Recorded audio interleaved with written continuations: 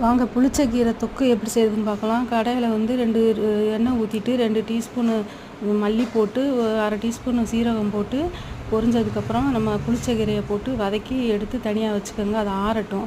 இன்னொரு கடாயில் எண்ணெய் ஊற்றி கடுகு கடலைப்பருப்பு போட்டு பொரிஞ்சதும் பூண்டை போட்டு வதக்கி எடுத்து வச்சுக்கோங்க.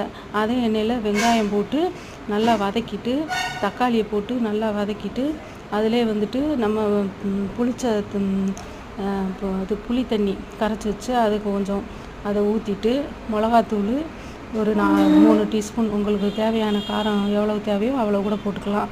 போட்டு நல்லா வதக்கிட்டு அதில் வந்து நம்ம அரைச்ச அந்த ஆறுனதுக்கப்புறமா அந்த புளிச்சக்கீரையும் அந்த மல்லி சீரகம் 3ஐயும் அரைச்சி அதையும் போட்டு வதக்கிட்டு நம்ம தாளித்து தனியாக எடுத்து வச்ச அந்த தாளிப்பையும் போட்டு அப்புறம் வெந்தய பொடி அரைச்சி நம்ம வறுத்த அப்போ பொடி பண்ணி வச்சது அதையும் போட்டு மிக்ஸ் பண்ணிவிட்டு எடுத்து வச்சு நம்ம ஒரு டப்பாவில் ஸ்டோர் பண்ணி வச்சோன்னா நம்ம சாப்பிட்டுக்கலாம்.